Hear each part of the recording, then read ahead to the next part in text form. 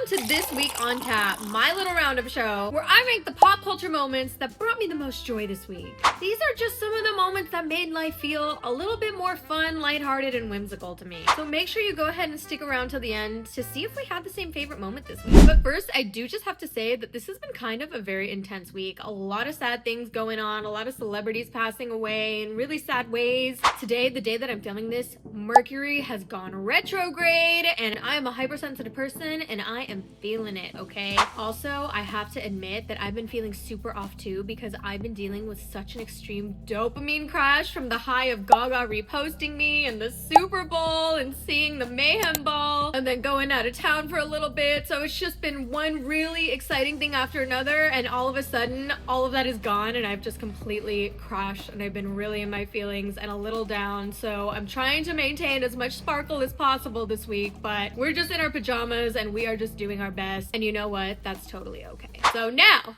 let's get into it.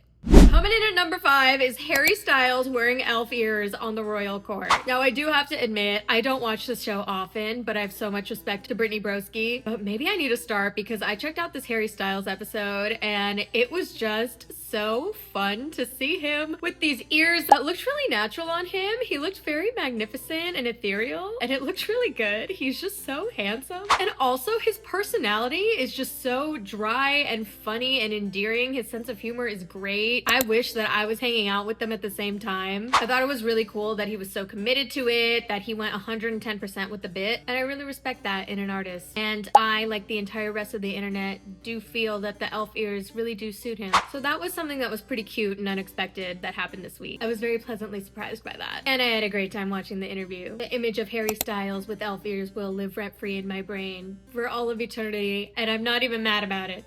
Coming in at number 4 is Bridgerton Season 4 Part 2. Now, I can't wait to see where this goes because it ended on such a disaster last time that made me really upset and not very hopeful for the couple, but we know how it's all gonna work out. I just can't wait to see how we go from how we ended to where they're gonna end up together because we know it's Cinderella realness. So I just can't wait to spend my weekend on my couch, maybe eating some ice cream, or if I'm gonna be in theme, a macaroon. Just getting lost in the whimsical world of Bridgerton and these characters and these costumes and the set design and all the reasons why I love Bridgerton so much. It's such a fun escape. It's such a beautiful show. I am honestly, admittedly, not even a romance girly, but I have so much fun watching Bridgerton and I love it so much. So I'm really excited to see how the rest of the season plays out. Also, season 2 of Paradise is out, and that was kind of a shocker to me because I had no idea when it was coming back, but I love that show, and it's not really a feel-good show. It's very dramatic and serious and kind of this like sci-fi apocalyptic thriller, which is my favorite genre and I love it, but it's very anxiety inducing because the performances are so realistic. They make the situation seem very realistic, and so it really gets to me. But the reason why I like Paradise a lot is because a lot of it feels like a play. Like, it's very much character driven, and if you haven't gotten into Paradise, you need to get into it immediately because I love that show, and Sterling K. Brown is amazing in it. So, you know, go ahead and check it out. It's a great weekend this week for binge watching television. But yeah, let's see how Benedict is gonna redeem himself. I can't wait for it.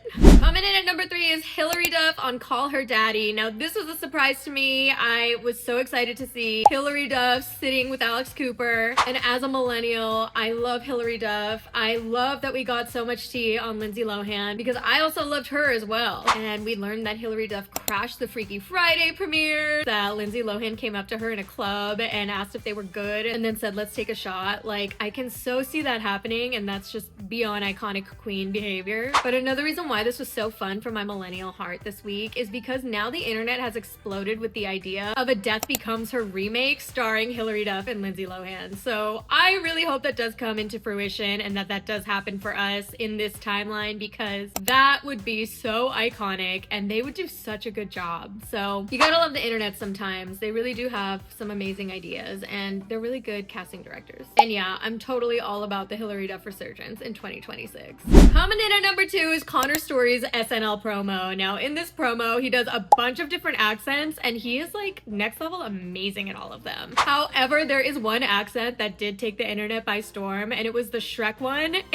I had to watch it a few times because I couldn't believe how good it was. He was so committed to every single one of them. They flowed super effortlessly. I was really impressed. He's such a young actor, and he was so wonderful in Heated Rivalry. Also, can someone share his butt workout? The workout that he does to get those glutes, because wow, he is just cut from another cloth, this man. I'm so happy to see him enjoying so much success in the spotlight. And yeah, just seeing that compilation of a bunch of different accents just made me really happy. I thought it was so endearing. I thought it was wonderful, and it was a nice little surprise this week for sure. And coming in at number 1 is Lady Gaga in The Devil Wears Prada. Now, I'm still coming off that major Gaga high, so obviously anything Gaga related is gonna be number 1 here at this channel. But what was very exciting this week is that we got more information about Lady Gaga's involvement with The Devil Wears Prada and the name of what the song is gonna be called from the movie. And the song will be called Shape of a Woman. There have been some blurry photos that have leaked, and even a sound clip that did leak from the song, and everyone's saying that she is re-wearing her 2012 Grammy Award look, which was super fierce, by the way. So I'm really excited. This is a perfect film for Lady Gaga to be involved in because she is such a fashion icon and such a fashion staple. So much of her personality is fashion, so I cannot wait to see how these two worlds are gonna collide. And just seeing the name of the song from the movie come out just got me really, really amped and made me feel like I have another Gaga thing to look forward to in the future, and that it's not all just in the past and in my memory. And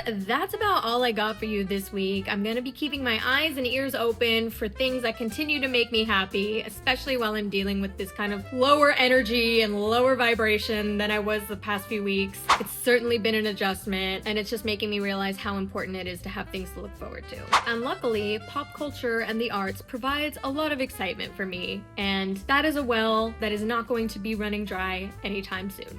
So thanks again for hanging out with me this week. I know we're kind of chill and comfy and cozy, but hopefully those are the vibes we're bringing always on a Sunday, right? And if you like spending time together, you can go ahead and subscribe, and I will see you next week for another week on tap. Love you.